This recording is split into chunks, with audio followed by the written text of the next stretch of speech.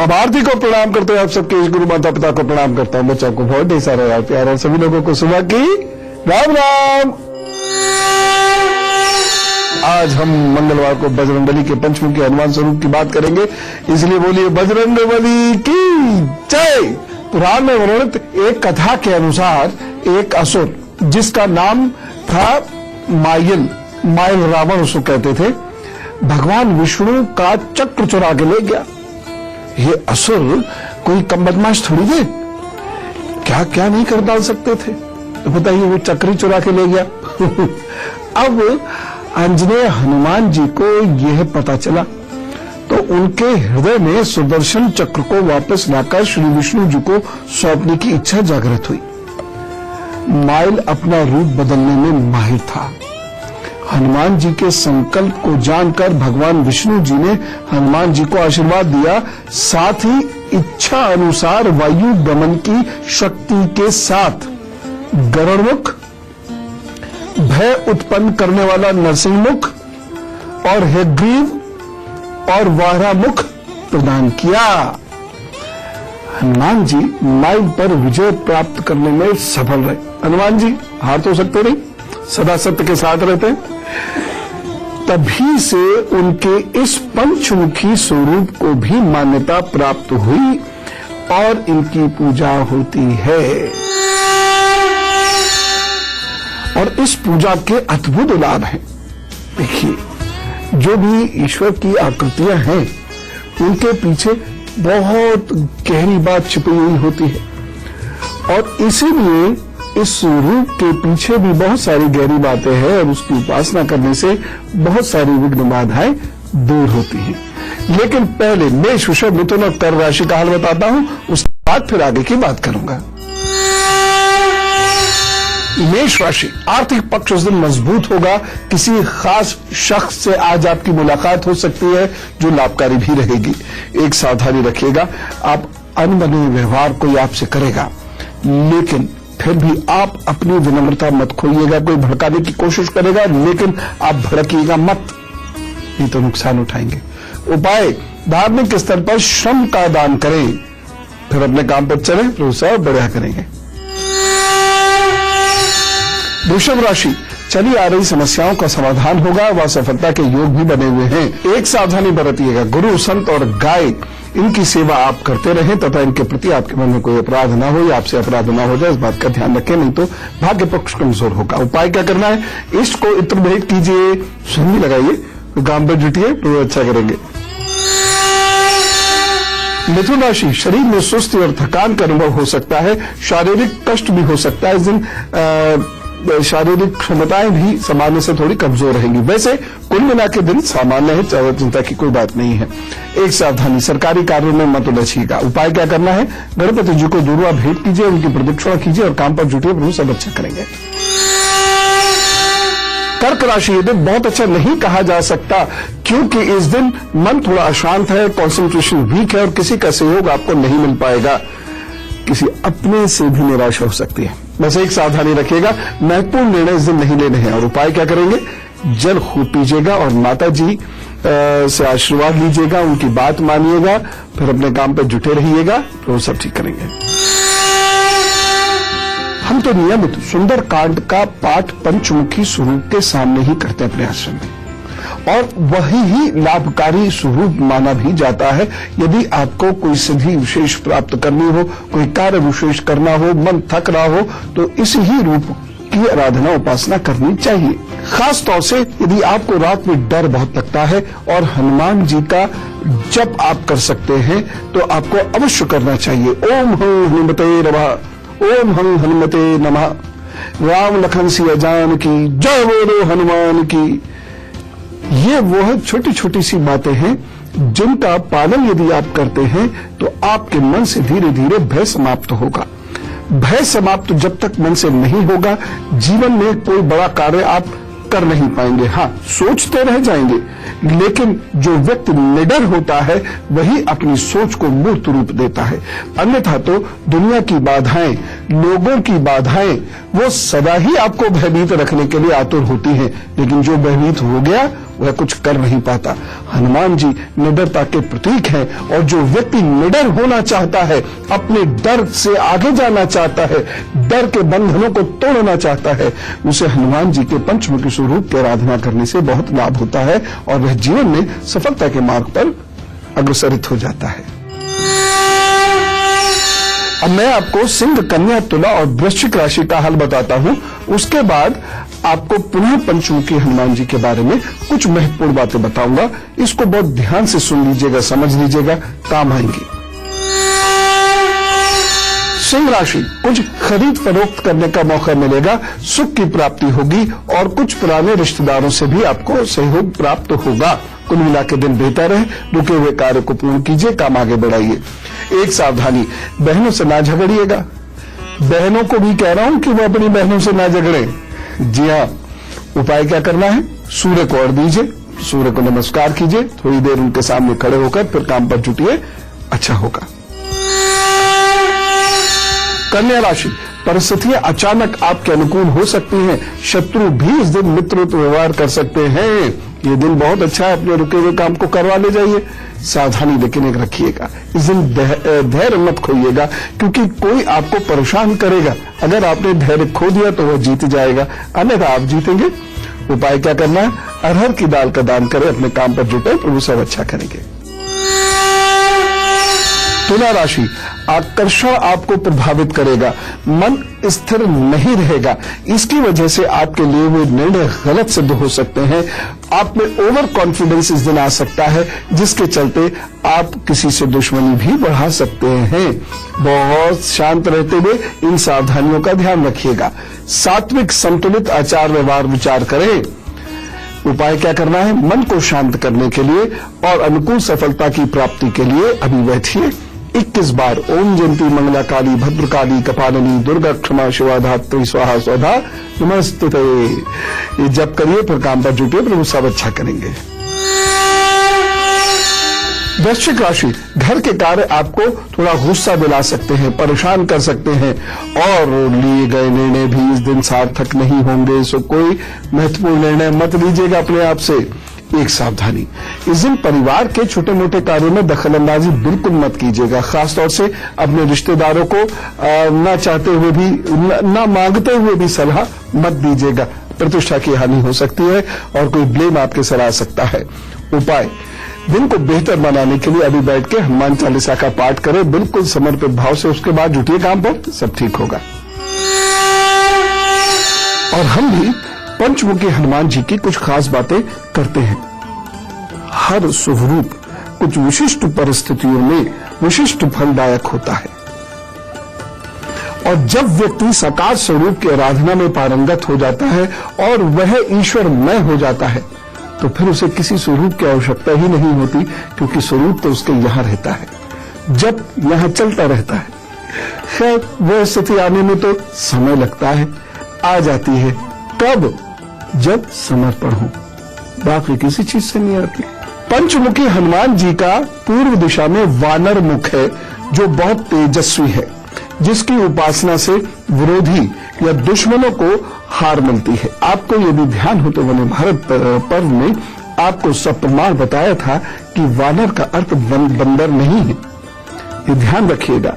आज भी हनुमान जी की प्रजाति के लोगों का चेहरा उसी प्रकार दिखता अवश्य है, लेकिन वानर का मतलब होता है वो नर जो वन में रहते हैं।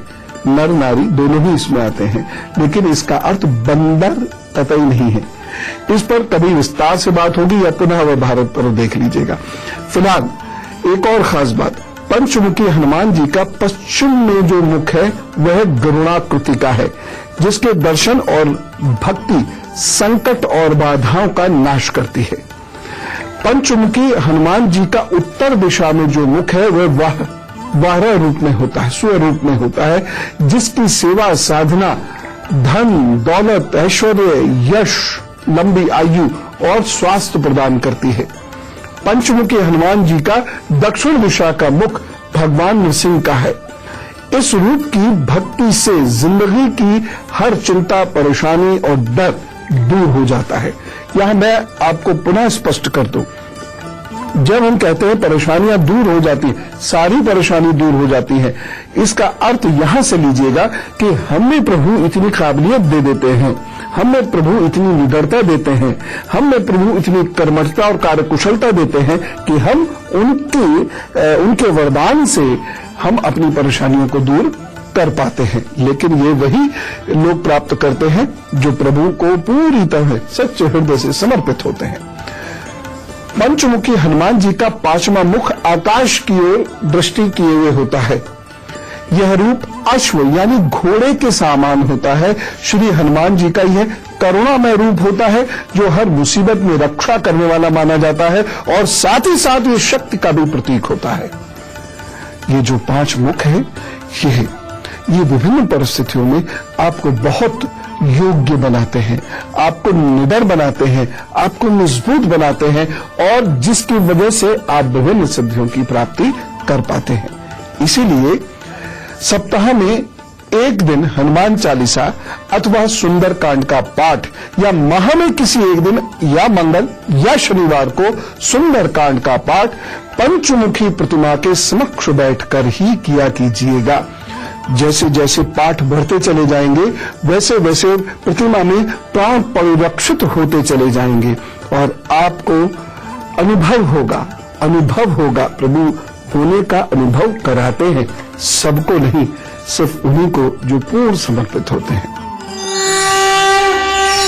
अभी तो कई बातें करनी है, लेकिन उससे पहले मुझे धनु, मकर, कुंभ और मीन राशि की बात आपको बतानी है। धनु राशि विद्यार्थियों को परीक्षा में सफलता मिलेगी, उत्साह बनेगा कार्य करने में, इसलिए आगे बढ़ेंगे। सावधानी, शत्रुओं से थोड़ा अलर्ट रहें। उपाय क्या करना है? गाय गुरु की सेवा कीजिए, काम पर जुटिए, वो सब अच्छा करेंगे। मकर राशि कलेश संबंधी कष्ट हो सकते हैं और धन खर्च के योग बने हुए हैं। एक सावधानी, मित्रों से बात करते हुए बहुत सोच समझ कर बोलिएगा।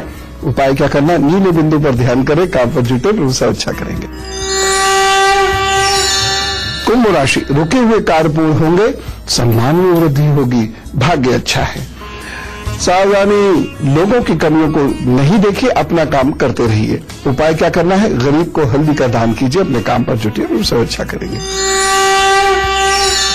मीन राशि मन दुविधाओं के बीच में फंसा रहेगा, जिससे कार्य रिश्ते प्रभावित हो सकते हैं। एक सावधानी, निवेश मत कीजिएगा और वाहनों से थोड़ा अलर्ट रहिएगा। उपाय क्या करना है? दूध का दान कीजिए, अपने काम पर जुटिए, तो सब अच्छा करेंगे।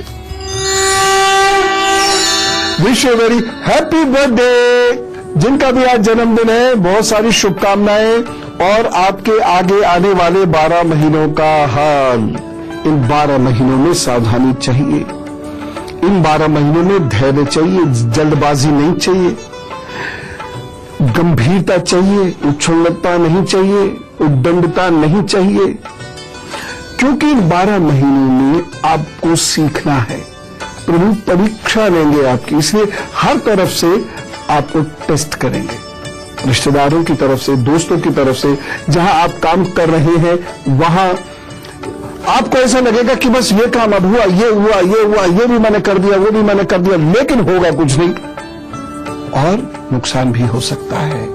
इसलिए जीवन की कोई विशेष शुरुआत इन 12 महीनों में नहीं कीजिए, जैसे नई नौकरी, विवाह, कोई बड़ी एजुकेशन,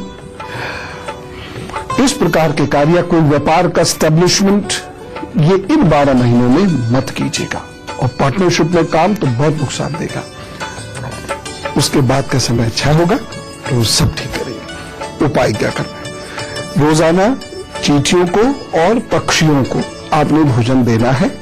इससे पहले भोजन मत कीजिएगा। चमड़े की चीजों का प्रयोग बंद कर दीजिएगा और हर शुक्रवार को नमकीन चीज 8 वर्ष से छोटी कन्याओं को बांट दिया कीजिए। ये उपाय करना ही है, प्लस जो मैंने एकदम शुरू में बताया वह सब मानना है, फिर आराम से निकल जाएंगे। और अब बातचीत का वक्त हो गया तो जरूर लिख भेजिएगा यदि पर मन में हो कोई भी परेशानी, और उस जगह पे लिख भेजिएगा जिसे मैं कहता हूं मन्नत बेल, यानी goodluckguru@itvnetwork.com, जहां मैं रोज प्रभु से प्रार्थना करता हूं कि आपकी मेल आए, परेशानियां उसमें लिखी और प्रभु एकदम उसे सॉल्व करते हैं। अजय जी से बात करते हैं, देवास से हमारे साथ है। राम राम। जय राम जी की गुरु जी। जी गुरु जी, मैं एक तो मतलब मेरा डेट ऑफ बर्थ है 9/10/1976। जी। समय है सुबह 9:35। और स्थान है देवास। जी गुरु जी, मैं अपने इष्ट देव जानना चाहता हूँ। आपके विष्णु जी इष्ट हैं, ओम नारायण नमो नमः आपका मंत्र है, किया कीजिए। लेकिन इष्ट आपसे बहुत प्रसन्न नहीं है, या तो उनकी आप उपासना नहीं करते, या आपका खान पान या व्यवहार या कार्य कुछ इस प्रकार का है जो आप से आपके इष्ट प्रसन्न नहीं है, जिसकी वजह से जीवन में लड़ाई झगड़े वाद विवाद, काम का तेजी से शुरू होकर फिर थम जाना, प्रतिष्ठा की हानि होना, फिर ठीक होना, फिर हानि होना, इस प्रकार से पूरा जीवन ये चलेगा। स्वास्थ्य की दृष्टि से भी ये कुंडली कमजोर हो रही है। हल्दी की माला लीजिए और कम से कम 5 मालाएं रोज कर लीजिए। ये दिन में 2 बार भी की जा सकती है, 3 बार भी की जा सकती है। ये आप करना शुरू करें अगाध श्रद्धा प्रेम से, या विष्णु जी के स्वरूप राम जी और कृष्ण जी को भी मानते हैं तो आप उनकी भी उपासना कर सकते हैं, जो आपका मन करे। लेकिन उपासना इतनी सार गर्भित होनी चाहिए, उसमें पूर्ण समर्पण होना चाहिए, और किसी इच्छा से मत कीजिएगा। बस करना है उपासना तो करना है बस। और गुरुमान श्री राम की रक्षा के लिए हनुमान जी ने धरा पंचमुखी रूप। जी, श्री राम रावण युद्ध के मध्य एक समय ऐसा आया था जब रावण को अपनी सहायता के लिए अपने भाई अहिरावण का सुमन करना पड़ा। अब अहिरावण आया, और अहिरावण पता है आपको, तंत्र मंत्र का प्रकांड पंडित था और मां भवानी का अनन्य भक्त था। अपने भाई रावण के संकट को दूर करने का उसने एक बड़ा सहज उपाय निकाल लिया। क्या? यदि श्री राम और लक्ष्मण का ही अपहरण कर लिया जाए तो युद्ध तो स्वतः ही समाप्त हो जाएगा। ऐसे ही सोचता है उसने ऐसी माया रची कि सारी सेना प्रगाढ़ नींद में निमग्न हो गई, और वह श्री राम और लक्ष्मण का अपहरण करके उन्हें निद्रा अवस्था में लेकर पाताललोक आ गया। अब क्या करें भाई? सबकी आंखें संकट मोचन हनुमान जी पर जा टिकी। हमेशा ही ऐसा होता था। हनुमान जी तत्काल पाताल लोक पहुंचे तो श्री राम और लक्ष्मण जी को बंधक अवस्था में पाया। वहां भिन्न भिन्न दिशाओं में 5 दीपक जल रहे थे, और मां भवानी के सम्मुख श्री राम और लक्ष्मण जी की बलि देने की तैयारी हो चुकी थी। अहिरावण का अंत करना है तो इन 5 दीपक को एक साथ एक ही समय में बुझाना होगा।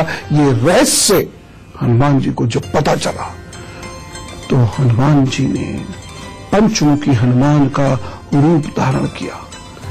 उत्तर दिशा में वारामुख, दक्षिण दिशा में नरसिंहमुख, पश्चिम दिशा में गरुड़मुख, और आकाश की ओर है ग्रीवमुख, और पूर्व दिशा में हनुमान मुख। इन 5 मुखों को धारण कर उन्होंने एक साथ सारे दीपकों को बुझा दिया, और फिर अहिरावण का अंत किया। श्री राम जी और लक्ष्मण जी को मुक्त किया, और पुनः बैटल ग्राउंड में, युद्ध क्षेत्र में लेकर वापस आए। ऐसे हैं हनुमान जी।